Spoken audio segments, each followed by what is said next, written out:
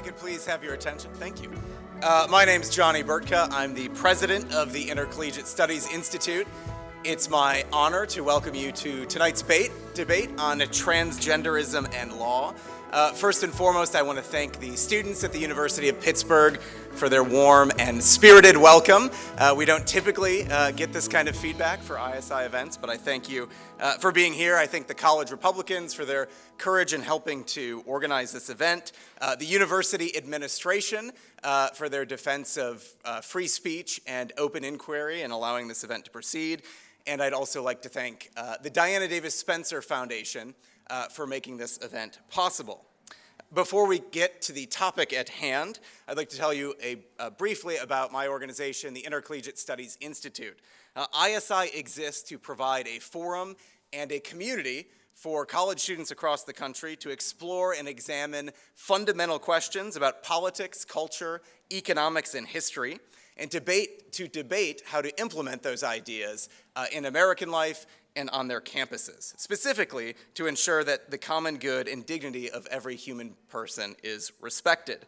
We host about 150 events around the country on a wide range of topics, from lectures, debates, weekend conferences, and this debate series is part of an effort to explore questions, and we've explored a number of topics, from national security, economics, technology, to social issues. And we've actually heard from our students that it's the social issues in particular that they would like more discussion of, more debate, and more clarification. And so we've picked this issue tonight of transgenderism and law.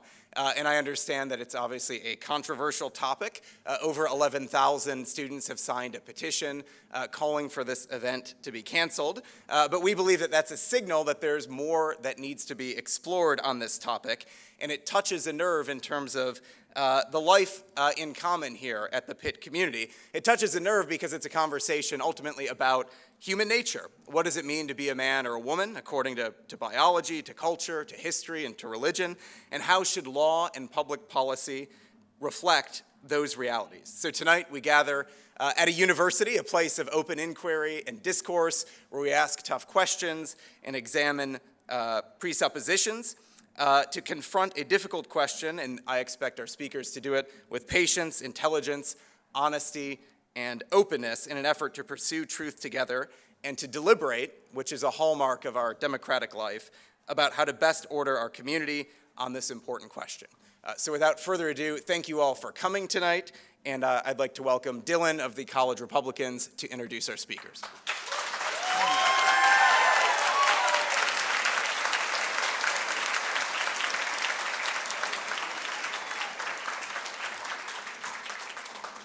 Thank you all for coming.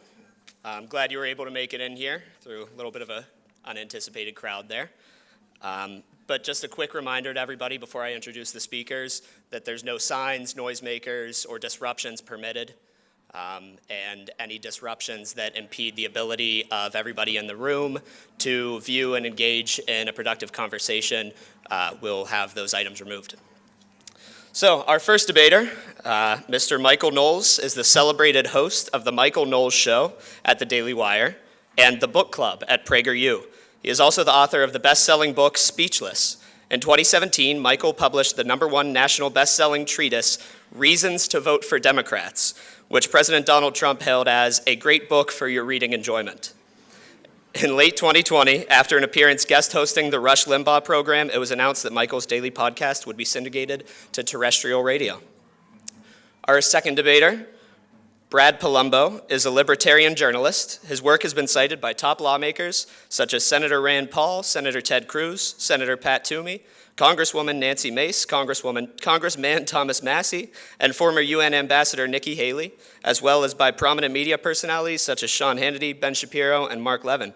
Brad has also testified before the U.S. Senate, appeared on Fox News and Fox Business, and written for publications such as USA Today, National Review, Newsweek, and The Daily Beast. He co-hosts the Based Politics podcast and has a bachelor's degree in economics from the University of Massachusetts Amherst.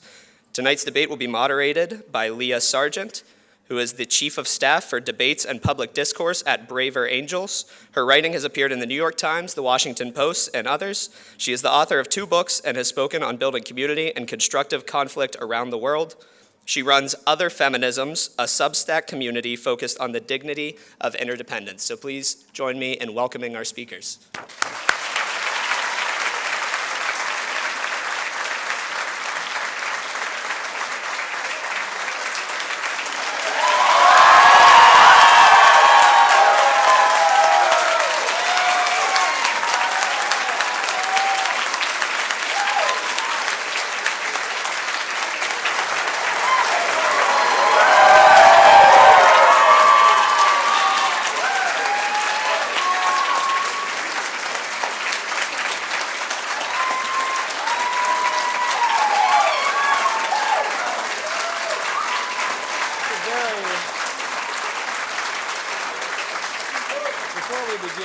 I just have to point out this is a very different welcome than we got outside.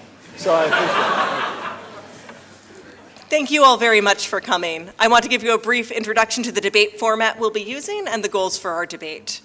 We're going to lead off with opening speeches of 5 minutes from each of our speakers, starting with Mr. Knowles, followed by Mr. Polumbo. They'll each have a 2-minute opportunity to rebut or respond to each other's statements, and then we'll have about 30 minutes of moderated discussion between the two panelists and me. And after that, we'll open it up to questions from the room, and I suppose, if sufficiently aerodynamic, from the outside room as well. I'm Leah Sargent. I work for Braver Angels, facilitating debates on contentious issues across the nation. And what always interests me is when there's a debate where people feel stuck, where there's a question they feel is vitally important, where they've struck out again and again in trying to address it with people they disagree with, or have felt unable to bring it up at all. I think tonight's topic certainly hits that benchmark. But what interests me about it is I think it's also two contentious topics wound up together. There's the obvious, questions of gender identity and who we are, how we see each other. But then there's the second one, which is how do we live alongside each other in a pluralistic society when we disagree strongly with our neighbor, and there isn't an easy compromise. You can't average out the tax rates to decide how you'll live alongside a difference of agreement about gender identity.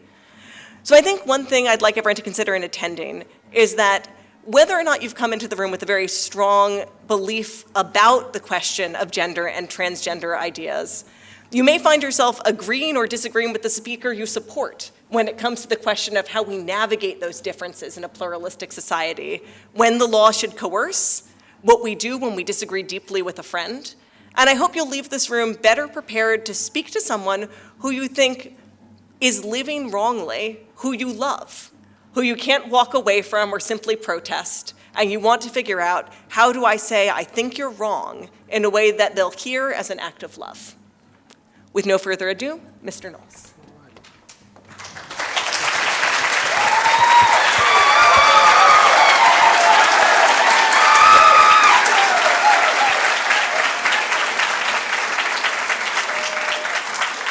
Thank you very much. That's very kind of you. All right. There they are. I didn't know. I thought they might have been stuck outside. But we found them. Was that to them or to me? That was to them. Okay, it's confusing. All right. That sounds like they've gotten into harmony. Not even just melody anymore. All right. See, I was under the impression that I was opening the debate, and then Brad would follow, and then we'd have rebuttals. But I guess there was an opening act that I was not. I thought you had to be an adult. Yeah, no, certainly not. That hasn't been true in a while. All right. Well, as edifying as that lecture has been, I think we probably ought to get on with the debate. Thank you very much to the police for removing that. Thank you. All right.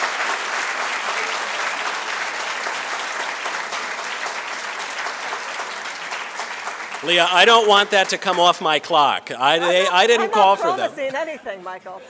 I'd like to begin by thanking a few people. I want to thank Leah. I want to thank ISI. I want to thank my welcoming committee out there. I would especially like to thank Brad for pinch hitting after my original debate opponent withdrew. Brad came in at the last minute, and I really appreciate it. Professor McCloskey, who I was initially slated to debate, despite 3 degrees from Harvard, could not defend transgender ideology. He knew my views, we had chatted about them, he repeatedly expressed his desire to debate, then at the last minute he withdrew because, I suspect, he felt it more prudent to concede than to lose in front of C-SPAN's cameras. Even a distinguished scholar could not defend the indefensible. My opponent tonight has a more middle-of-the-road position than Professor McCloskey. Unlike Professor McCloskey, Mr. Polumbo does not believe that so-called trans women are really women. He has admitted that they're men. He doesn't think we should trans the kids. He opposes men in women's sports. But he does address men who identify as women as she and her. And he does think they should be allowed into women's bathrooms. This middle-of-the-road position makes even less sense than Professor McCloskey's. At least McCloskey is consistent. He says transgenderism is true, and therefore true for everyone of all ages. And therefore, we ought to call some men she and her, and allow them into the girls' bathroom and onto women's sports teams, and give them all the rights and privileges that our culture and law traditionally reserve for women. My opponent tonight, on the other hand, is inconsistent, even, I'm sorry to say, incoherent on this point. He says transgenderism is not true, but that we ought to pretend that it is, but only sometimes. He has said that if Blair White, who's a very nice guy, by the way, who's been on my show, if he were convicted of a crime, that he ought to be sent to a women's prison because surgery and makeup have made him sufficiently dainty, whereas burlier transgender-identifying criminals might have to stick with the men. My opponent suggests that we be dishonest enough to call men she, but honest enough not to force women to compete against men in sports, but still dishonest enough to force women to share bathrooms with men. Because the men aren't women, but they should enjoy women's rights and privileges, but only some rights and privileges, and those based on, I don't know. I'm sure Brad will do his best to explain that in just a moment. Seems a bit haphazard to me. Above all, though, my opponent believes the law should pretty much stay out of it. It is this last point that matters for tonight's debate, because tonight's debate does not concern whether transgenderism is true or even how to address it. Tonight's debate concerns a more basic question. Should the law regulate transgenderism at all? On that question, there is not much to debate, because regardless of whether or not one wishes for the law to regulate transgenderism, it will. Even the most tolerant, open-minded, pluralistic society cannot simultaneously uphold mutually contradictory principles. In even the most liberal society, the law must answer at least certain basic questions. If the law has nothing to say about what a woman is, then the law has nothing to say at all. My opponent might suggest we leave it to private business to decide, but the practical implications of transgenderism extend far beyond private business, to the military, to public schools, to government employees, and to many other sectors of society. The law cannot evade the question. The bathroom issue keeps coming up because it is so clear and so instructive. It presents a conflict between two supposed rights, the right of women to have their own bathrooms and the supposed right of some men to go into the women's bathroom, thereby abolishing women's bathrooms. The law must pick a side. There is no neutrality. Unlike some other political issues, there can be no middle ground. Either women get their own bathrooms or they don't. Either women have rights and legal protections as women, as they always have, or they don't. The law might say they do, and the law might say they don't. But the one thing the law cannot say is nothing.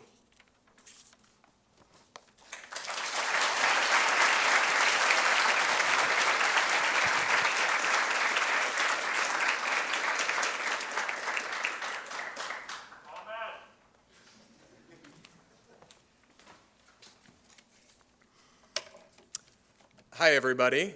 I want to say thank you to ISI for having us, and thank you to Michael for being willing to have this debate. And I would like to say to the people outside or inside, who are not just interested in having their voices heard, but in trying to shut down this debate, grow the hell up.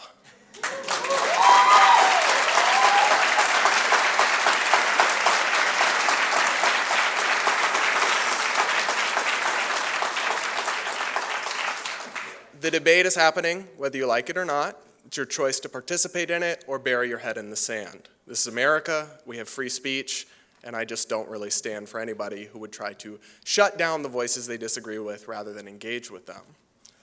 Now, I want to start by pointing out something that might seem surprising, but I am a gay agnostic libertarian, yet I recently, or not too recently, found out that I have something in common with a Orthodox Christian conservative baker you might have heard of named Jack Phillips.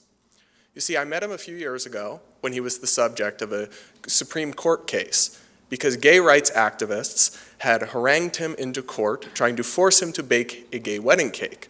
Then trans activists came and invented a gender transition cake and wanted him to bake that too. But when I met him, I realized we actually had much more in common than I had ever anticipated, because we both believe in pluralism, freedom of speech, and the general laissez-faire, live and let live idea of America, that we can have radically different worldviews and beliefs, but live in peace side by side, without either side trying to conquer or force the other side to bend the knee.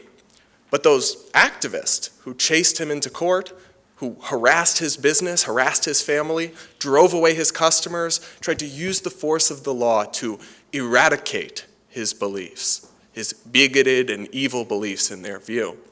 They do not. They reject America's classically liberal, pluralistic values. And unfortunately, I have to tell you that Michael Knowles and people of his intellectual ilk, they do too.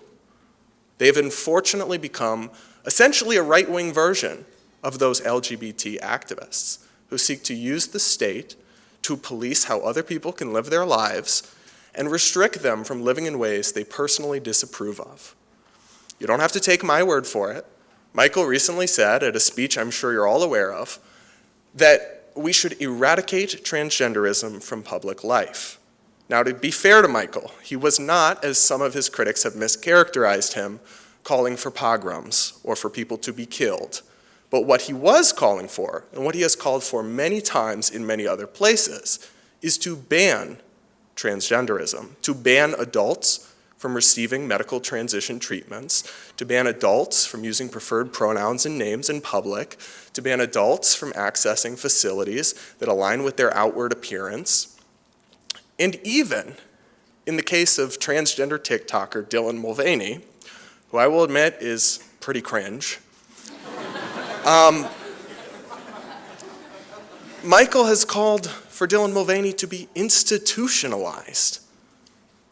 That's what we do to serial killers who plead not guilty by virtue of mental insanity. We lock them up, deprive them of their liberty, take them away from their family.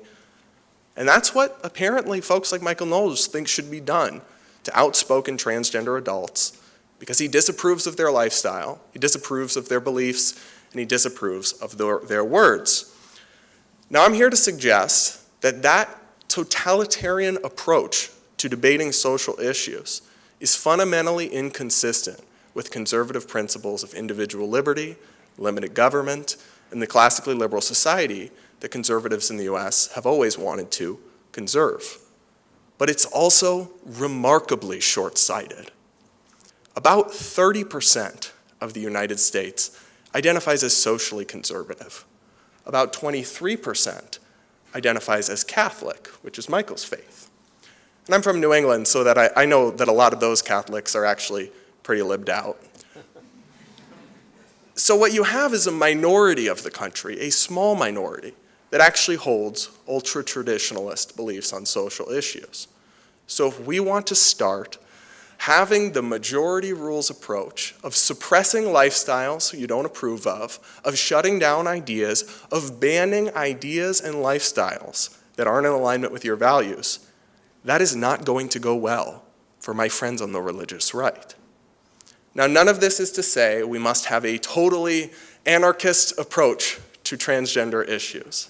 I think we can reasonably and fairly discuss questions about medical, societal, and perhaps even governmental restrictions on things like children making decisions for medical treatments they can't really consent to, that could have life-altering consequences. I think we can protect rules that ensure fairness in sports where it's applicable. I think we can navigate these nuances without depriving our American adult peers of the right to live their lives how they see fit in accordance with their values. Because that's the test of freedom. It's easy to believe in freedom for the people you like. It's easy to believe in freedom for your friends, for the people on your team. But you have to believe in freedom for the people you don't like, the people that give you the ick. If you don't believe in freedom for anybody.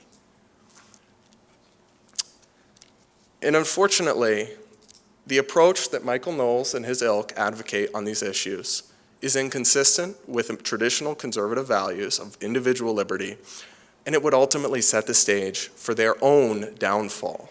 So we should take a pluralistic and classical liberal approach to these issues. Thank you.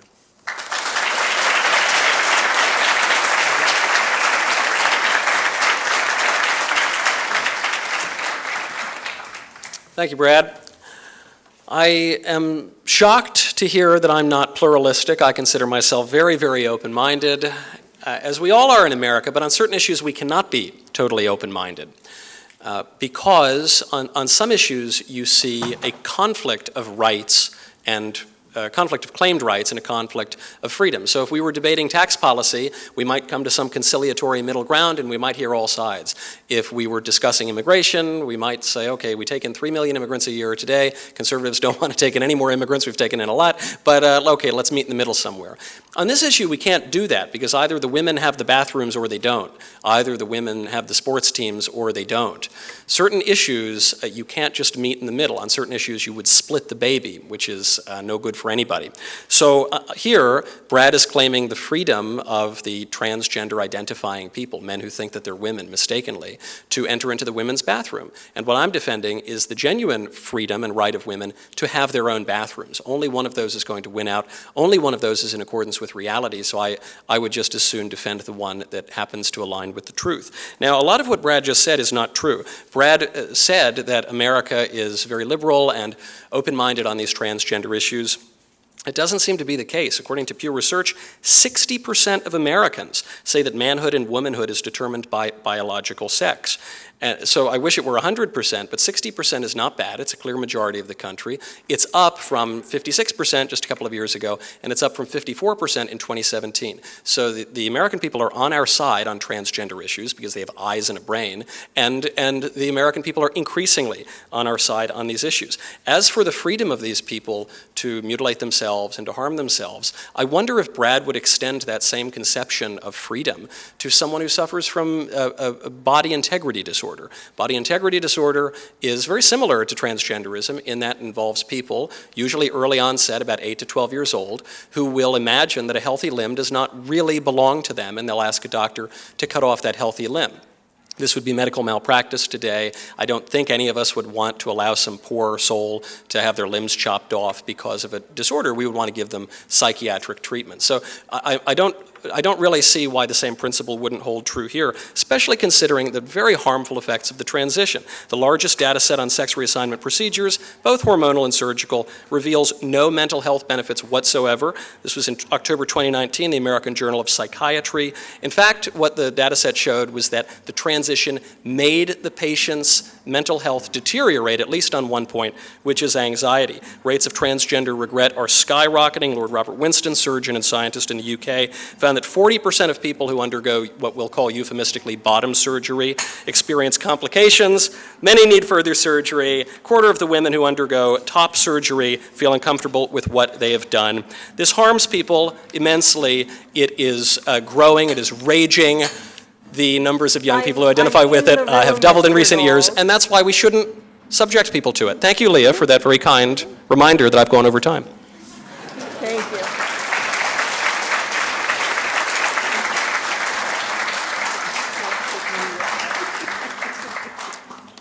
So a few points to touch on there, but as to the question of polling, the American public's view on these issues is pretty nuanced, but I could also show you polls that say 60, 70% of Americans believe in anti-discrimination protections for transgender people.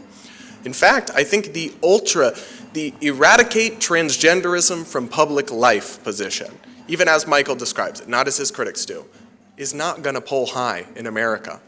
And if all you have to offer to one extreme is the opposite extreme, you're actually making that opposite extreme more likely to succeed. Imagine if instead of running against gun control, you had to run on let people own nukes. Imagine if instead of running on let's not do socialism, you had to run on abolish Social Security, abolish Medicare, abolish everything. Obviously, you're going to be less successful at actually achieving power, at winning an election, at building a consensus to accomplish what you want to accomplish, which in our case, for example, is protecting children, protecting fairness in sports, these kinds of things, if all you're offering is the complete and opposite extreme. And that's what Knowles and his company are offering. As far as bodily integrity disorder or the benefits to transition supposedly not existing, I'm not here to quibble with the scientific data. I'm not an expert in any of that, and neither is Michael. I'm here to say it's not up to us. You're a fully grown adult. It's up to you to decide what's best for you. And as far as chopping off your limbs and bodily disorder, no doctor in their right mind is going to do that. And whether you agree with it or not, it is the case that most doctors, most medical authorities, most medical bodies do recommend transition for adults with persistent gender dysphoria. So I don't view it as my place or our place to get in the way of that relationship. If that's what they want to do, if that's what will make them happy, who are we to second guess it? Who are we to tell them how to live their lives?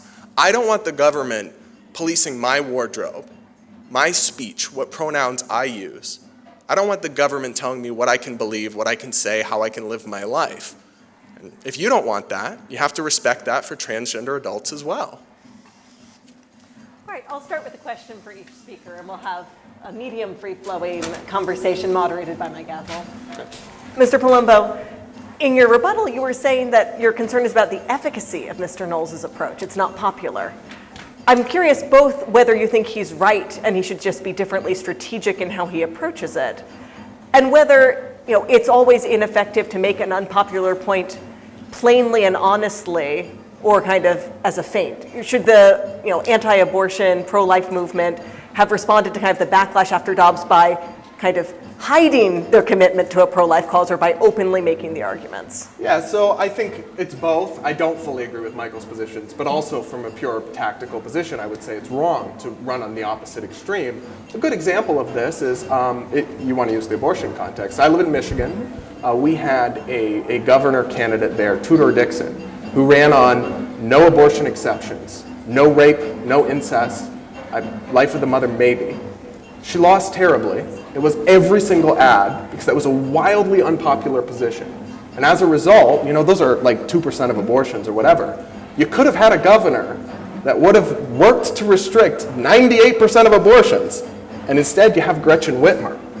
So you're not going to convince me that just taking the most extreme position because it's honest or because you believe it fully, it's naive if your goal is to actually achieve change. I'm also, of course, just coming at it from a fundamentally different premise in which, look, I believe there's two biological sexes. They are immutable. But there's a lot that we attach to gender that is social.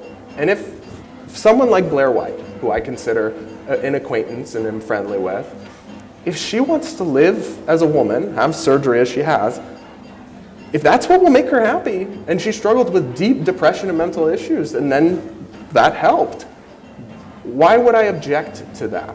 And moreover, why would I embrace some sort of one-size-fits-all government approach that would legally force somebody with C-cup tits to use the men's room and the boys' locker room? It doesn't make any sense. I think the more concern you have for women, the less you should use the word tits on the stage. I mean it. Mr. Knowles. I know that you think that when someone asks you to address them by their pronouns, their preferred pronouns, they're asking you to lie to them or be complicit in a lie. But that's clearly not the only time that you believe you're asked to lie in a pluralistic society. And I don't usually see you going to Episcopalian churches to tell them you don't believe they're offering the body of Christ. But I'm not asked to go to Episcopalian churches, mercifully. Well, I was going to ask, why? But that's a higher stakes question for you, right? Where is Christ present? Where is he not? Why is this the issue where you want to bring the force of law, the force of your voice, to contest this disagreement among the many you have with your neighbors? Well, because this one would appear to be exclusive. This one is inescapable. I can escape from the Episcopalian church down the street, and I don't attend it. I can escape from many liberal Catholic churches down the street, by the way, for that matter, and there's no problem. Nobody's forcing me to attend. But on the question here, women will have bathrooms or they won't. Women will have sports teams or they won't. And I will engage in conversation with people because we live in a society. We're not atomized individuals, and no man is an island entire of himself. So when I am to refer to somebody, especially as a matter of public life, if I am not permitted to refer to him as him and her as her, I am being forced to lie in my regular everyday life. Contrary to what Brad suggested, I am not a totalitarian, I'm not an authoritarian, I'm not against pluralism or whatever, but there are certain issues on which one side has to win and one side has to lose because they can't exist together at the same time. So Brad points out that Blair, who's a very nice guy, as I pointed out, might feel better by being allowed to go into a women's bathroom. I'm skeptical of that. None of the data, which I always think are ridiculous, but I'm happy to cite social science when it backs up my point. But all of the data that we have suggests that there is no mental health benefit whatsoever from these sorts of surgeries and from the hormone therapies. So I'm skeptical that it would make them feel any better. But then I have to ask, what about the women? What about the women who would very much like to have their own bathrooms? Wouldn't that make them happy? Don't they have some rights? Right, so I want to press you here because you're falling on the bathroom example Yep. when you've also talked about involuntary commitment. And I think on the spectrum of where the law intervenes, the bathroom is both kind of the least, charged issue to kind of fall back on and saying, at a certain point of delusion, I think someone who disagrees with me on this issue should be confined. I want to hear you defend that point rather than the bathroom access. Well, I think that what's very important here is prudence. This is one of those forgotten virtues that people in our highly ideological age think that we need to have a manifesto written in 5 bullet points on a napkin to answer every question. But for example, if someone is a man who has fallen into the transgender rabbit hole, and for him it is, as it historically has been for pretty much everybody, a sexual fetish, a paraphilia of cross-dressing that is largely driven by pornography today. But that man still understands that he's a man. This is just a little weird thing that he does at home, and it makes him have a thrill, and okay, fine, we live in a fallen world. I wouldn't suggest we need to commit that man. But there is a spectrum here of irrationality and insanity. Let's call it what it is. And so if a man is convinced that he really is a woman, like in some of those viral videos we've all seen of the big burly man screaming in the bodega, my name is ma'am, and he's acting out in a way that is really disorderly and disrupting the public and harmful to himself. For instance, if he wants to chop off his own healthy body parts and cause all sorts of destruction to himself, then I think not only is it the right of society to take some action here to restore order, but I think it's only compassionate for that person. I think it's a very selfish and shallow kind of liberalism that says that when people have mental problems, we ought to just let them out on the street, often to die of exposure or to go do drugs in some back alley in San Francisco. No, we owe them help. Brad asks, who am I to tell people what to do? Why would I use the force of government? We live in America. America is at least supposed to be a self-government. You're a citizen with faculties of reason and a moral conscience. You can perceive truth, and it is not only your right, but your responsibility to do so, to help your fellow countrymen. I'll give you a moment. Yes, absolutely. Can you explain, Michael, why you want the government to be the arbiter of truth, to decide what beliefs? I mean, I've lived through the government tell us there were WMDs in Iraq, lie to us every which way about COVID, and you are saying that the government and the people that run it should be an arbiter of truth and then should involuntarily commit and basically lock people up who don't meet their perception of the truth. Can you explain to me, as a matter of prudence, how that could possibly be a good idea? Well, I'm not saying that the government is the arbiter of truth, of course not, but we have civil authority to establish and to enforce laws. And so we can either establish and enforce laws on the basis of pure will, a man who says, I very much want to be a woman, and so that's what we're going to do, completely divorced from reality and the moral order, or we can establish and enforce laws as a matter of interpretation, to believe that there is such a thing as objective reality and a moral order and a natural law that we are then translating into the civil law. Traditionally, in our country and in all states, we have pursued the latter. In our age that now seems to be increasingly untethered from reality, where people will mock the very notion of objective truth, we say that that cannot happen. But to my points earlier, The law will say something, inevitably. The government is not some foreign entity. We live in America, where we have some say in our government, even still today, and the law must necessarily say something. Either the women get, the reason I keep going to the bathrooms is because it's just so clear, but you can use the sports teams, you can use... I think the involuntary commitment one is relevant, though, because I think, this is not the level of force that Mr. Polumbo is worried about as worried about bathroom I suppose... rules. Right, I mean, bathrooms are smaller scale, but what I would say is that these issues are complicated, and they should be decentralized. Let a business decide their own bathroom policies. I've been to a lot of places in liberal cities that solve this by having single-stall unisex bathrooms. Fantastic. Don't have a one-size-fits-all solution crammed on the whole country. I'm going to stay on the commitment question for a second so Mr. Polumbo can field a question himself. Certainly the government does draw lines around some people who should be committed, whether due to risk to others or sometimes risk to themselves. I'm curious how you, Mr. Polumbo, feel the government should respond. Is it right to commit someone for treatment for anorexia, which does not put them as a danger to others, purely because we believe them to be a danger to themselves, to have a false belief about their body? I think there has to be a very high threshold for civil commitment. We've seen it horribly abused in the past in this country. But I think it has to be a direct danger to themselves or others, right? Their physical safety. So trans or not trans, if somebody is a danger, a suicide risk, or if they're a threat to others, then we can discuss involuntary commitment. But what we're talking about here is essentially saying, well, we think somebody has deluded and wrong beliefs, so they should be locked up. I mean, that would have gotten that's the approach that had people wanting to lock up and kill Galileo, for daring to suggest that the Earth was not the center of the universe. I don't think we all know the truth. That's part of the process of discovering the truth. And let me just say, and I'm not saying this, but a large swath of the country thinks that the Catholic faith, believing in a God, is a deluded belief, is a delusion. Should they want to have you committed? No, the majority of Americans still believe in God. I don't think... Maybe not in 50 years, right, but so today they still do. In the interest of the best use of this time, I'm going to have the Galileo fisticuffs happen outside. And I will point out on that point that they did lock up Galileo, and they locked him up for being a jerk. It had nothing to do with his stupid scientific book. I would gloss it if they locked Galileo up for being politically taking chances that were imprudent. Right. But what I want to ask here on this question for a moment is, when it comes to these questions, you've said it's hard to be sure, right? You've said, Mr. Polumbo, that you're not an expert in the science. Mr. Knowles, you've brought a number of citations with varying confidence in different ones.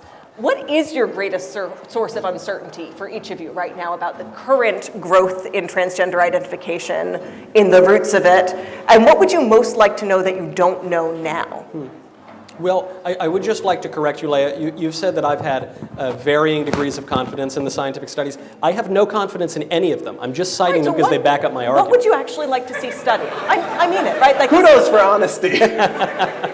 I think you're right that this is an issue that's been understudied because no one does a randomized controlled trial. That's true of a lot of things where we really care about the answer. So what would you most like to see studied in a scientific context that you think would help you and your opponents at the end of it have a better understanding of what's true? I would most like to see this issue studied not through biology and not through some bizarre sociology course in a gender studies department, but through anthropology and through ontology and through philosophy. Because ultimately what this comes down to, I'm happy that all the scientific studies back up my view, but I wouldn't really care even if they didn't. Because the question is, what is the human person? The claim of transgenderism, it keeps moving, but the claim basically is that one's true self has nothing to do with one's body. So one can be in body entirely a man, but at some deeper metaphysical level, one can be a woman. And so the old way we used to talk about this would be the distinction between the body and the soul. And there's been a whole lot written about the relationship between the body and the soul. The conception that has dominated for at least 2,300 years in our civilization is an idea called hylomorphism, which is that body and soul are united, and sex derives from the body and is an inseparable accident of the individual that persists and applies to the whole person. So that's, to me, a fascinating conversation. Maybe eyes are glazing over here in the room. But the question that we're asking here is, what is a man? What is a woman? And I am not happy with even the conservative answer, which is a woman is a womb and 2 X chromosomes. I don't know what 2 X chromosomes are. If you told me that a woman is sugar, spice, and everything nice, that to me is a much more precise description and accurate description of what a woman is. So I'm happy to have those conversations. But I don't think that is the question. I think the question is who gets to decide. And Well, you would have the government decide for everyone, and I would have people decide for themselves in their own laws. Let me ask you then, Mr. Polumbo. One question the government does make a decision on that arguably is a murkier question is, when is someone legally, morally, intellectually an adult? Right. And that's something where the government cannot remain silent. We write a lot of laws to draw a relatively sharp line between children and adults, even though nothing magical happens on your 18th or 21st, or for the purposes of running for Congress, I think 25th birthday. But the law has to speak. So how do you think about when the law has to draw a distinction? How do you want it to draw it? I think that 18 is an imperfect legal age of adulthood, but it's the one we have, and we should stick to it. You're either an adult or you're not. And once you're an adult, you have the full freedoms and rights and responsibilities that come with our society. And that should include living your life in a way that traditionalist conservatives don't approve of, think is wrong, think is gross, think is bad. But for minors, I think it is fair to talk about not nearly enough safeguards on this care. I question whether they can even consent to it at all. But I think I have a better sense right now from Mr. Knowles about how he would work through the anthropological question of when should the law set that limit. You say you're comfortable with the current one. Are you comfortable with 19? If the country were with you? I mean, it's inherently arbitrary. I would say it just has to be consistent. Right now we kind of have a patchwork of things, like 21 for some things, 18 for some things, 17 for some things. I agree it will be fundamentally arbitrary. I just think it should be consistent. So it could be 18, it could be 19, it could be 21. What irks me is when it's inconsistent. Well, what I'm asking you just for a moment is, there's the question of is it inconsistent and the question of is it correct? And I'm curious, what do you draw on to answer the question of is it correct? You're trying to draw them to some common number, but maybe you want that one to be right. Yeah. Where do you get your account of the human person to decide what it means to pass into maturity? I think what we're talking about when we talk about a legal age of adulthood is your ability to fully understand what's going around you, your brain development, your ability to informed consent to something, right? And I don't have a great way of drawing the line that's not kind of arbitrary, but you do have to draw it somewhere. I will allow Mr. Knowles the obvious. Yeah, well, I don't think that one's view has to be arbitrary on this matter. I don't think my view is arbitrary. I just don't think transgenderism is true. Well, we're talking about age. We're talking about age. But this gets to age because for all of human history, pretty much no one has thought that the transgender idea really is true. And you don't seem to think that it really is true. It's interesting that I think I view it different. I have a different definition of it. But here's the inconsistency that I find in your point. You say that when you turn 18, you ought to be able to chop yourself up and put on a dress and go into a women's bathroom, and putting aside the public issues that come from that, I just wonder how it is the case that transgenderism is false for the first 18 years and then suddenly becomes true when one turns 18. And if that is not what's really happening, if it is false and your trepidation in exposing children to this is because it obviously is false, if it's false and harmful for children, why is it beneficial and true for adults? Shouldn't we apply an even standard across the board and come to a conclusion? So you often set this up as a dichotomy, but I think that it either has to be true for all or false for all. I think it's a false dichotomy. I think the issue is children cannot fully consent to the full consequences of a life-altering medical procedure. We're not even talking about social transition. I think if you have a persistent gender dysphoric 13-year-old, and you want to have them socially transition, I think that's up to parents. Conservatives were just screaming yesterday about parental rights. I'm fine with that. But not parental wrongs. You should have the right, with only very, very high exceptions in extreme cases, to parent your kids rightly or wrongly. And it's not badly or well, except for extreme cases of abuse. So I'd actually like you to draw that out for a second here, because I think the thing that we can all agree on in this room is that parents make life-altering decisions for and with their kids outside the question of gender. Mr. Knowles' choice to raise his children Catholic sets a mark on them that they may diverge, but they'll still have been raised Catholic in their beginnings. But you can convert, you can't undo a lot of the medical transition things. It can permanently sterilize you for life. So that's what I'm asking about a little. How are you thinking about what a parent can and cannot consent to on behalf of their child? I think the same way a parent cannot consent to sex on behalf of their child. There's obviously a level of physical maturity you have to reach before you can make potentially life-altering decisions about your body. And so something like raising your kids Catholic, well, if your kid grows up and wants to become Jewish or an atheist, they can't undo a bottom surgery, right? Not really. So that's why I draw that distinction. And I would just say, to Michael's point that it either has to be true for everyone or false for everyone, first off, we're talking about the government as an arbiter of truth or not, but also we can have different standards for kids and adults. You can't get a tattoo as a child. You can't drink. You can't buy a gun. You can't go into our movie. You can have different, it's a false dichotomy. You can take hormones if your parents wear you're too short as a child, and I'm curious whether you think that's something parents should consent to. Doctors will give you growth hormones if you're projected to be short enough that they worry it will impact your quality of life. Yeah, I think there's a very different between... And it's permanent, it's not undoable. Between that the child and, for can example, kind of only like guess so much what it's like to be an adult. precocious puberty, right? When sometimes you'll have a rare case where a 7-year-old will start going through So puberty. I want to unpack the difference between these two. Precocious puberty is slowing down something that will happen. Right. Choosing to give your child growth hormones is triggering a permanent change that cannot be undone. Do you think parents should be able to consult to growth hormones on behalf of their child when they're told their child will be very short? It's a choice parents make across the country. I would say if there's not going to be like life-altering harm and consequences for it, yes. But I mean, the difference is like if you go through gender transition as a minor and never go through your natal sex as puberty, you often lose fertility for life. That's not quite the same thing as being a few inches taller or not. Interestingly, the pitch is often, in some sense, about preserving future fertility insofar as the doctor worries being too short will inhibit your ability to find a spouse. Well, that's a whole other issue. All right. Mr. Knowles, I want to ask you the question that you aren't going to get asked by Mr. Polumbo because you're debating him rather than Ms. McCloskey. People report, and you disagree, that they have a different anthropology than you. They don't agree with your description of the soul. And what they say is, I see my child, I see them light up when they get to dress in the way they want. I see them feel more comfortable. Even aside from those longer term questions, how can I as a parent be so sure when you tell me that when I see my child feel more comfortable, they're wrong and I'm wrong, when in anything else, if they signed up for Little League and it really fit for them, I would go with it, I would explore it. And your answer here is not. So how do you answer that sense of a parent's sense of their own child and that particular child's response to a transgender feeling? I think this point by the phantom of Professor McCloskey is a very good one, because it would seem to me that what transgenderism is proposing is an anthropology. It's an idea about what human nature is.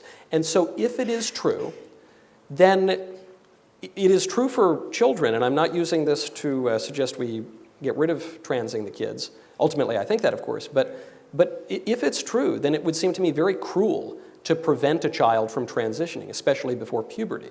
Because if you can suppress a child's puberty, and then you can put them on cross-sex hormones, and then you can have the little boy look more like a little girl, he is going to much more successfully pass as the opposite sex than if he were to be put on these kinds of hormones and have these procedures much later. It would be much more expensive, it would be much more painful. And so if transgenderism is true, then I think we have to trans the kids. Now, it so happens that transgenderism is not true, and there are people who are in all various states of anxiety and depression and suicidality even, who have fallen into this confusion of transgenderism later on. And so just as I think it would be wrong to lead children who are behaving in an irrational way down this path, I think it would be quite wrong to do that to adults as well. Mr. Polumbo has conceded the point that at the extremes of anorexia, it would be fine to force feed somebody or force somebody into hospitalization. Mr. Polumbo has made the point that someone suffering body identity disorder would not be able to get this sort of a surgery to remove a limb. What doctor in his right mind would do it? I will point out there are doctors today removing the healthy breasts of 14-year-old girls, so I think you can find a lot of quacks out there. In fact, there have been quacks who have performed this surgery, but none of us, I think, believes that we ought to chop off the healthy limbs of these very mentally ill people. So I just don't see why we wouldn't apply that down the line. Professor McCloskey's position is a consistent position, and it's consistently wrong. And I think that if we're going to be right here, we have to be consistently right. To Brad's point that he keeps saying, why would you want the government to do this? Why would you trust the government? I've said it before, I suppose I'll say it again.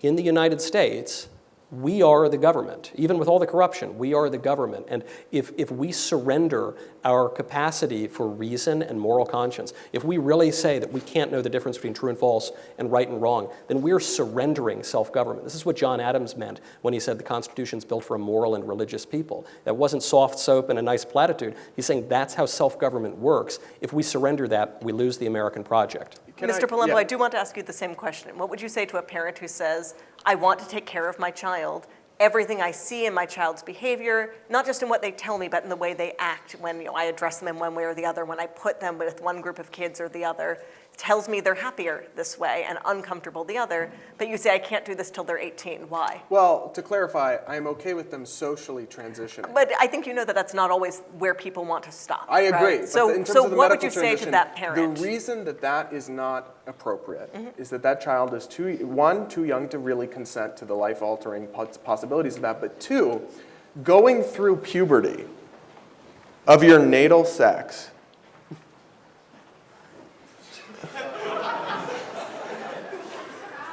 We okay?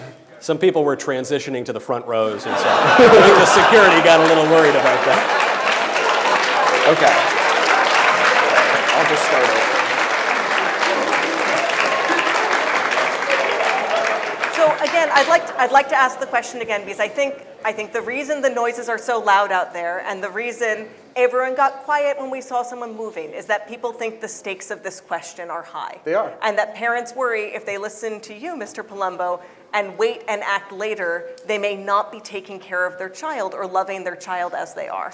And it sounds like you're all right with them doing that later, but not earlier. And I think that's a big burden of proof for that question. I understand completely, and that's why I think this is a really complicated issue. I don't envy a parent who has a child with severe gender dysphoria. I can see why they would be incredibly torn on what the right thing to do is. But what I will say is that it's actually the process of going through puberty as your natal sex that often causes gender incongruity to desist. So the problem is that now they go on puberty blockers, then they do cross-sex hormones. They never actually go, that's why previously, decades ago, when you had gender incongruent youth, many of them grew up to be gay men or lesbian women. And that was because when they went through their puberty, they reconciled their gender. They realized the things they were feeling didn't mean they were actually trapped in the wrong body. Is there a point after a certain trial of puberty where you'd feel comfortable with a minor transitioning when they say, I've given it a good shot, Mr. Polumbo, like you said this works for some people, it doesn't work for me? That's why it's so hard to have the government come in and set a one-size-fits-all rule. I have also said that, I think the age of consent should be 18, but in some states it's 16 or 17. It would make sense to me then that in those states you could also transition gender at 16 or 17. But I don't know exactly where to draw the line. And that's part of my point here, is that Michael keeps saying transgenderism is false. And if it is false, it should be banned.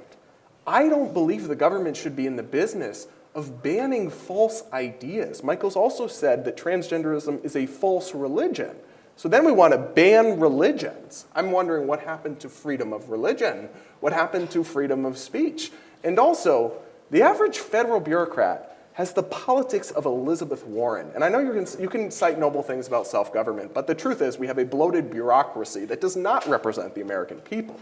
It is an entrenched political class with politics much different than yours.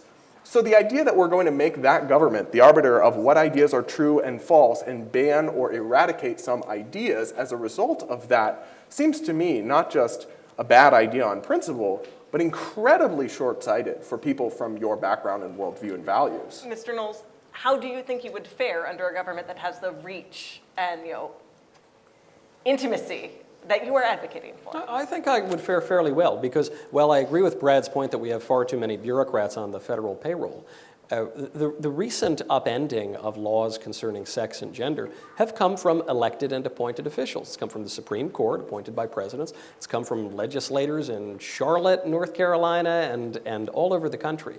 So it has been from representatives of the people and appointed officials who've been appointed by representatives of the people, and the people change their minds. That's one of the features of democracy. And so, unfortunately, the Supreme Court in 1973 decided that there were some imaginary right to abortion, and this error persisted for a long time. And then 49 years later, the court reversed that decision. In 2020, the Supreme Court made an error and decided to interpret civil rights law protections for sex as being protections for sexual orientation and gender identity, which ironically undermines civil rights protections for sex by allowing the men to play on the sports teams and go to the bathrooms. And so in this case, I know, Brad, you keep suggesting that I want this very narrow, authoritarian, totalitarian view.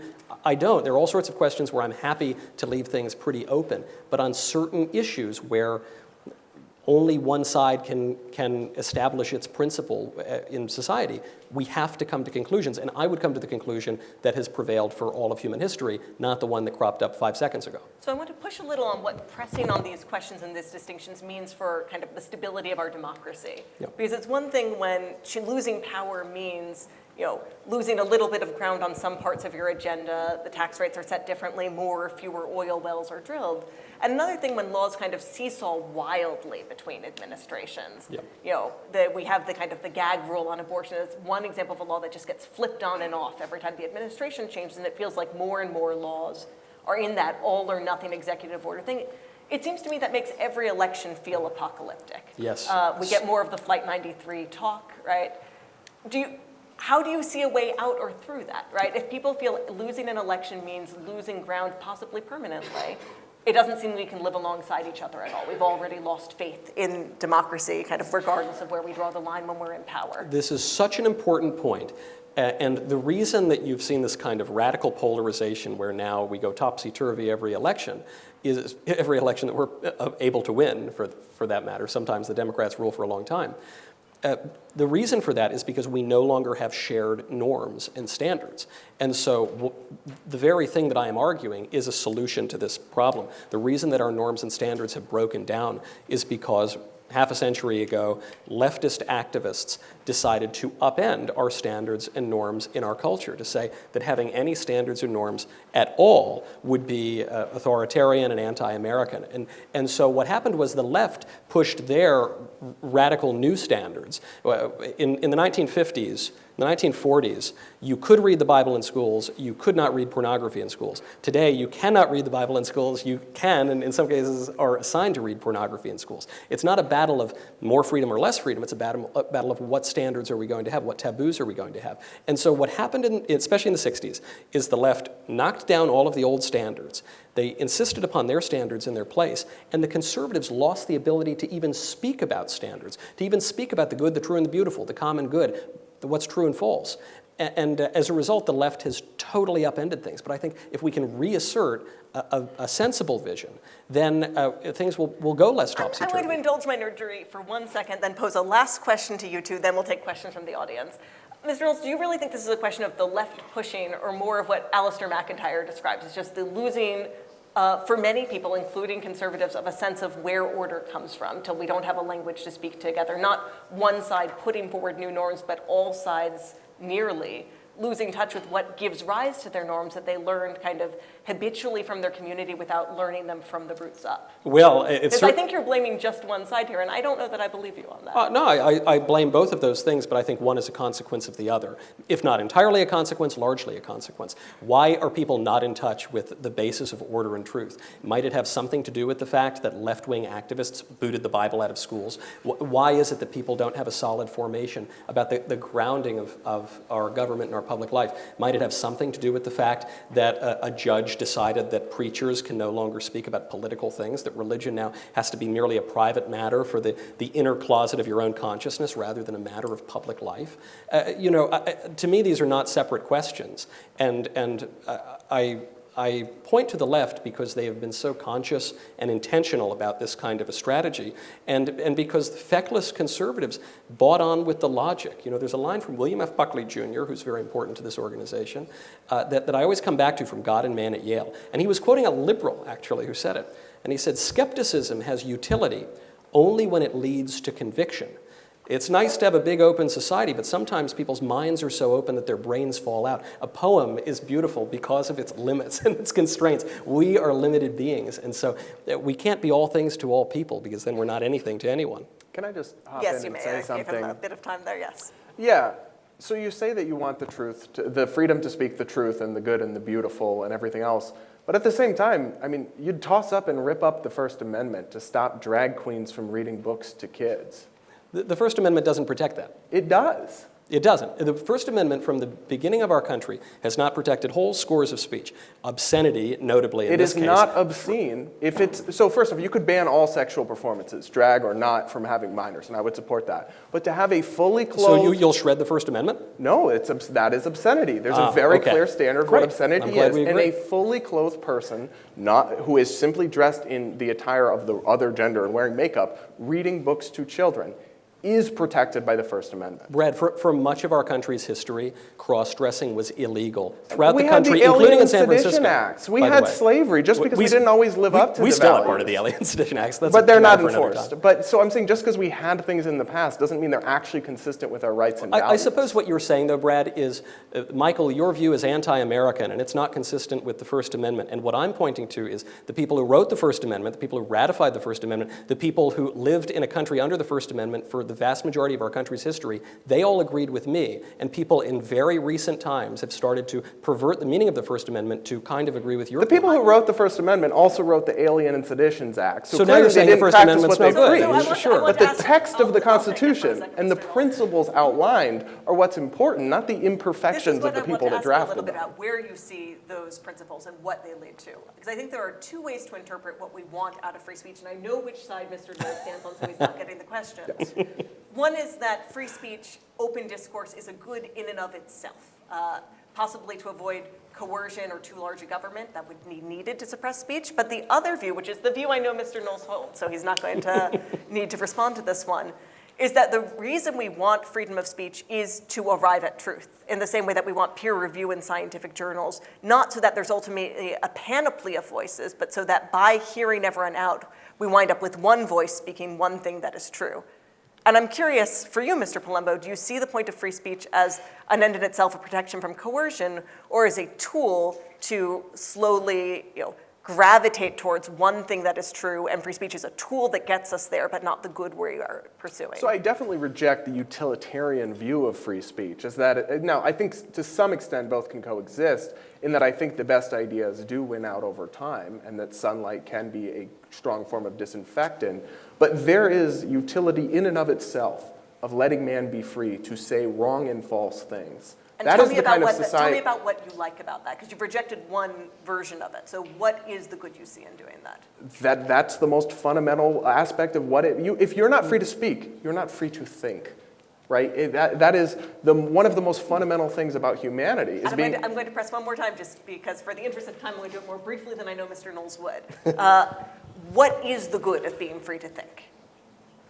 To explore and find the best ideas, in part, but also to fulfill the human experience. That's what life is learning and making your way through the world and deciding what you believe. And if you're not free to think and you're not free to speak, you're not able to do that. So it's like the idea of, for example, coerced morality isn't really morality, right? Because if people are doing the right thing or believing that, for example, like everyone's very loyal to Kim Jong-un in North Korea.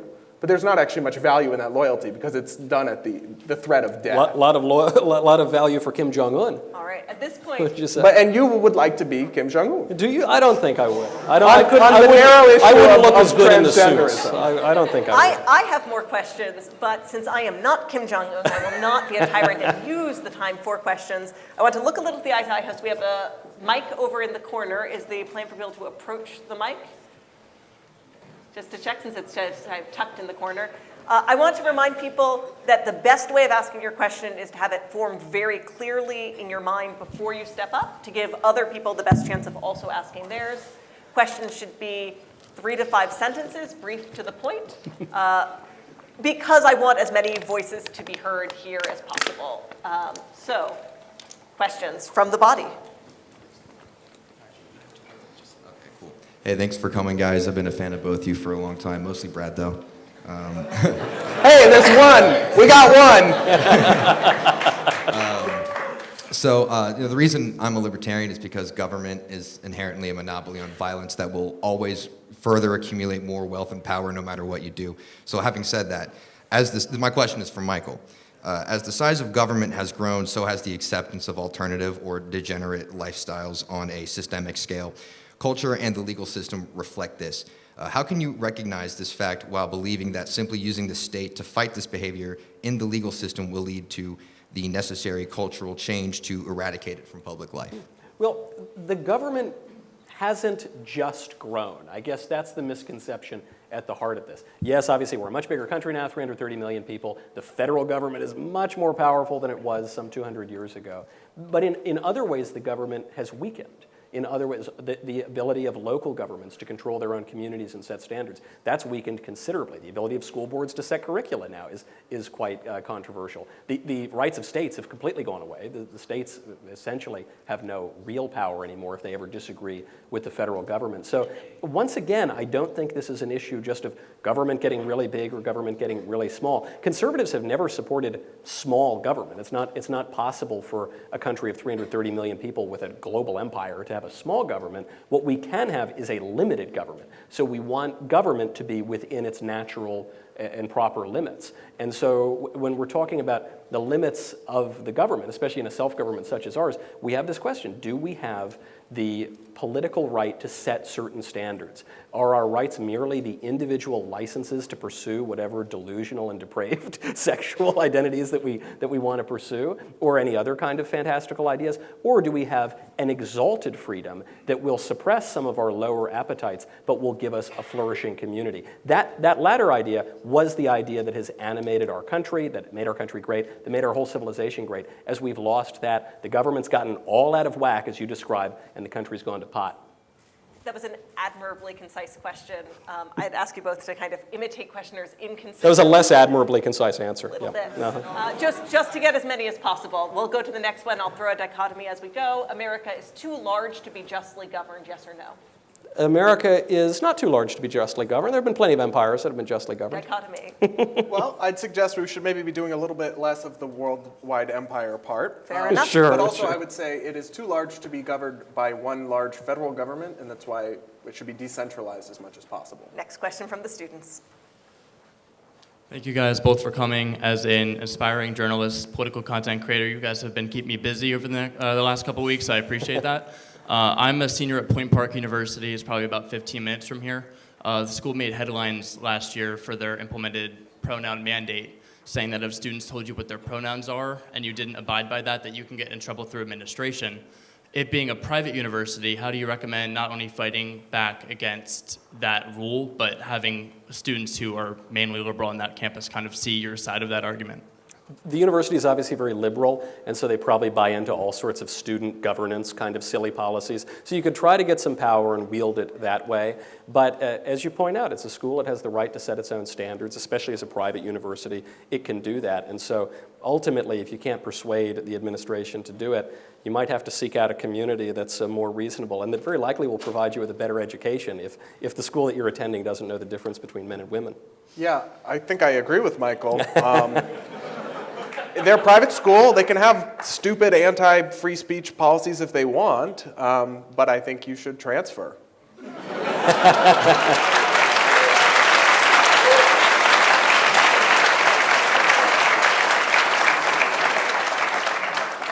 all want to.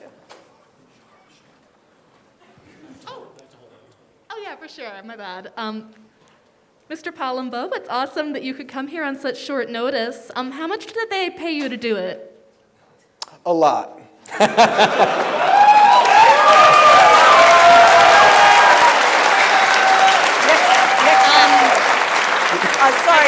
I can't get question, a dollar amount. One question per participant. Yeah, sorry, that's your question. Leah, could I have a follow-up, though? Could I have a follow-up? Are you getting paid more than me? Because we have to talk about this afterward. This is... All right, I'll go first.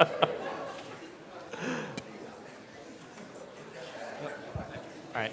Hi, I'd like to say thank you so much to Michael, for coming out. It's been a real pleasure hearing you speak.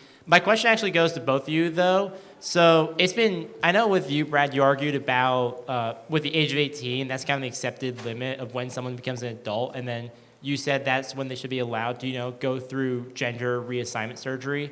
My question is, at what age do you really, age should we define as when one becomes an adult, and should it then be allowed to ban this type of surgery up until that age, or just ban it entirely?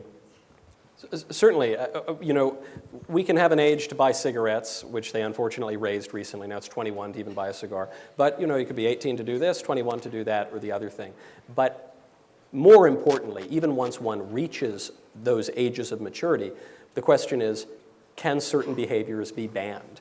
And the answer for all of American history, including today, is yes. Even if these are not issues that directly affect somebody else, yes, they can. Destructive, harmful behaviors can be outlawed. That's why we have laws against heroin and lots of other drugs. That's why we have laws against suicide, still in most states in this country.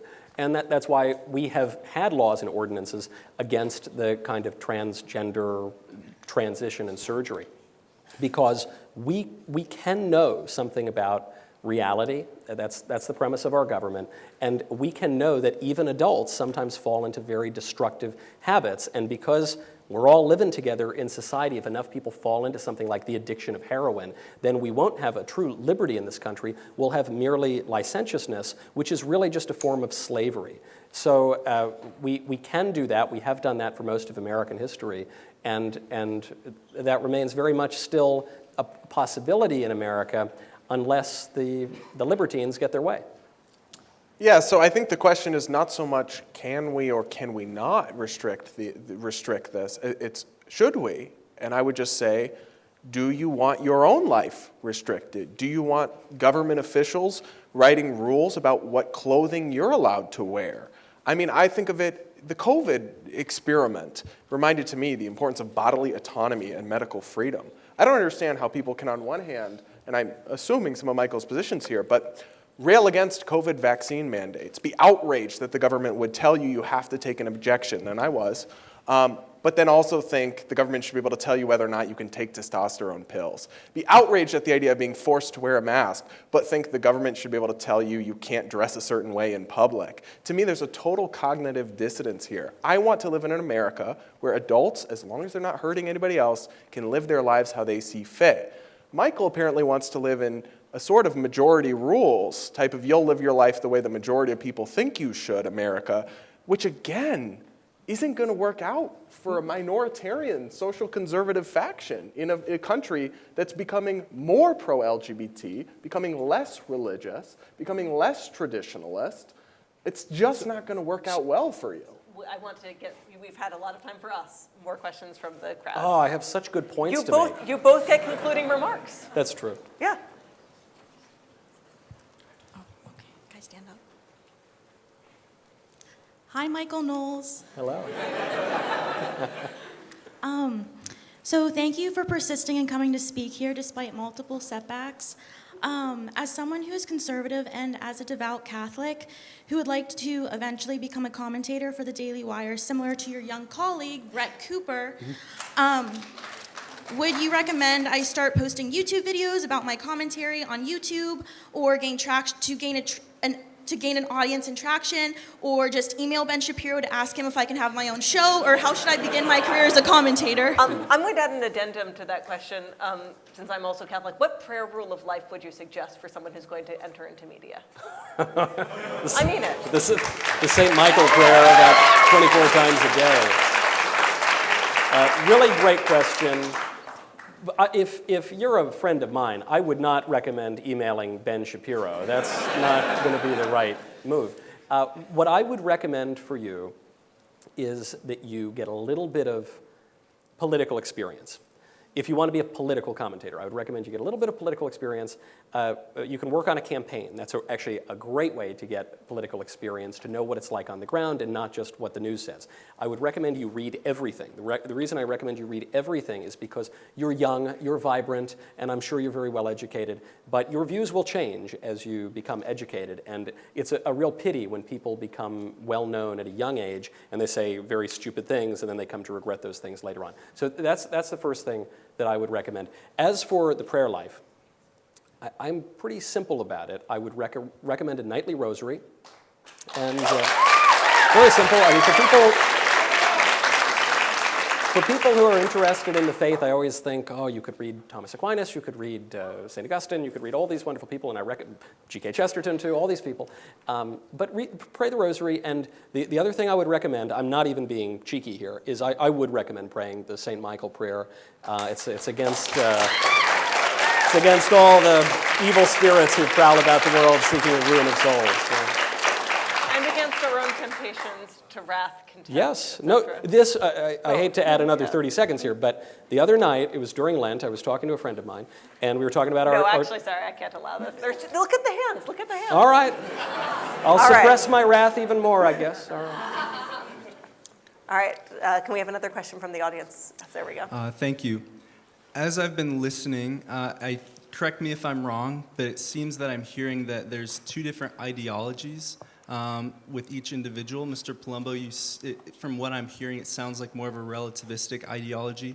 Mr. Knowles, it sounds more of this basis that there's a truth that is real and that everyone can discover.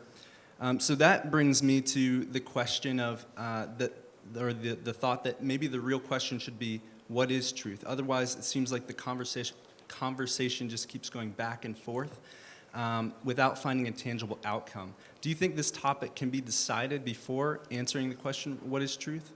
Mr. Polumbo, to you first. Yeah, I think I'd push back on the idea that I'm like a relativist. I mean, that I don't believe every person, like I hate the phrase like your truth, or I do think there is a truth. I think we're all imperfect and unable to perceive the perfect truth. And I guess what I'm arguing is not that there is no truth, but just that the idea of having society or the government top-down decide what the truth is and impose it on all of us is antithetical to what I see as human discovery and flourishing, but also to the actual discovery of getting closer to the truth. Because when what is believed to be true is forced on people and different ideas, wrong ideas mostly, are suppressed, that actually leads to less discovery of getting closer to the ultimate truth. That's what we see. That's why things that were considered complete conspiracy theories a year or two ago are now like, oh yeah, that probably happened. And so that's why I would say it's not that I don't believe there is a truth, it's that I believe that decentralizing truth-seeking is the best approach to get us as imperfect beings closer to it. And that is what we aim to do in this debate. We're nearing the end of our time. I want to give you time for your last roundup since I've cut you off and you've saved those all up for a rapid fire. May I answer this question, though, that was raised? Sorry, So, I wonder, Brad, if you see the irony in insisting upon your view of society, which is the view that says we can't have standards and we can't use the government and society to impose rules. Because my preferred society is the society in America that we've had pretty much for our nation's history, and it's the view that says that we can set standards and women can have bathrooms and we can just have norms and we can behave in a normal way. And what you're saying is, Michael, that's authoritarian, and so I, the great liberator, I am going to insist that none of you have those standards and those norms No, you anymore. can have those standards in your community, in your church, in your school, in your business. What you can't do is tell the rest of the world how to live. You just said I can have it in my community. Yes. Okay, so we can have it in my community, but not in someone else's community. As in your what does that community mean? in terms of a private community setting. There's no private community. What The is your community's public. What is your church? Your church is a community. But my community is Nashville, Tennessee. All right, My well, state that's is your Tennessee. city, My country and I is don't America. think your city can declare one correct view of the truth for all its residents. I mean, But there's it plenty does. of It has countries laws. you could live in that do those kinds of things. But all states are like that because all states have laws and they declare certain things true and others false, and some licit and some illicit. That's what statecraft is. But that's typically done where the intersection of rights occurs, where one person's right to swing their fist ends where another person's face begins. Not when it comes to questions of individual beliefs being policed by Like the state. who gets to go into a bathroom? Well, who owns the bathroom? They can make the rule. You don't own the bathroom. What about I the don't own government? the What about the bathroom. military bathrooms and the school bathrooms? The military, it can have its policies about. But that's the government. So what's the Well, government going to obviously say? the government has to have its own policies, but that's quite different than telling everybody. I think I'll pause us here for a moment because I think you've exposed the fundamental rift here. I'm going to give my last question, then we'll have your closing thoughts so people can get home. It's a very short question. See, now Okay. you know how it feels, Just do Leah. it. You see that? Just do it. Huh? We're not in a rush. I would just like to know, for your own later things which you can weave into your closing thoughts if you choose, there are a lot of people out here tonight who think, frankly, both of you are pretty seriously wrong on this issue. And even if you're right here, many of us have something where we later realize we've been wrong and we've harmed people as a result of being wrong. And I'm curious what you think is most helpful to you in realizing where you've been wrong on other issues. But you may give your closing thoughts, and that is merely a suggestion, not gavel enforced. But I think this is an issue like abortion where people think, in good faith on both sides, the stakes are very high, and it's hard to be patient when you think lives are at risk. All right, you get to go first. I'll answer your question as I walk to the lectern. Personal humility is helpful, and deference to the tradition is probably wise. But now I have to walk back to get my closing remarks, Leah. You can't fool me by having me only answer your question. All right. Wonderful night. Thank you so much to everybody. It's especially a wonderful night because on the precise topic of the debate, my opponent Brad seemed to concede a fair bit of it before we began, that the government should in some ways regulate transgenderism. This is great. My first opponent dropped out, so this is a great debate. This is my favorite one I've ever been part of. The law, as we have shown, must regulate transgenderism because transgenderism contradicts the understanding of man and woman long established in our law. Even the most tolerant society cannot simultaneously uphold mutually contradictory principles. Either women get their own bathrooms or they don't. Private enterprise can't solve the problem because the practical implications of transgenderism extend far beyond private business. The law cannot evade the question, QED. Before we go, though, I would like to look a little bit further and ask how the law should regulate transgenderism. We have two options. Embrace transgender anthropology, which is to deny the natural distinction between men and women, or to restore the understanding of sex that accords with reason and reality and which civilization has embraced for all of history. Not a tough choice to me. The law most basically is an ordinance of reason for the common good promulgated by the one who has care of the community. When law becomes unreasonable and untethered from reality, society flounders, as we see increasingly today. We will live according to some standard or another. The only question is whether we'll live in accordance with truth or falsehood. We will summon the confidence to assert the truth, which we can know through our reason and conscience, without which faculties self-government would be impossible, or we will shrug our shoulders like the cynic Pontius Pilate and ask that question we just heard, what is truth? We have seen the rotten fruit of cynical politics. As a citizen in a self-governing republic, I say we ought to live according to the truth, which sets us free and which offers the only path to a flourishing society for everyone. Thank you very much.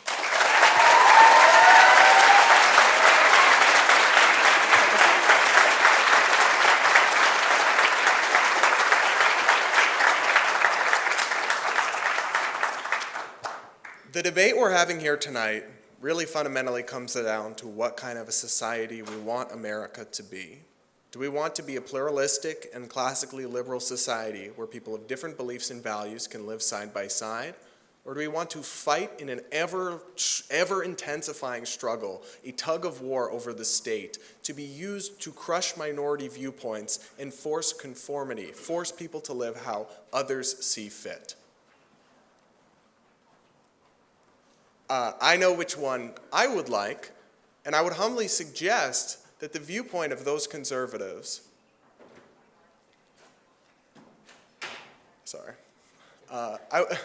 I would humbly suggest that the viewpoint of those conservatives who wish to regulate transgenderism out of existence is incompatible with that fundamental view of America as a place where each person can chart their own way in life as long as they're not hurting anybody else.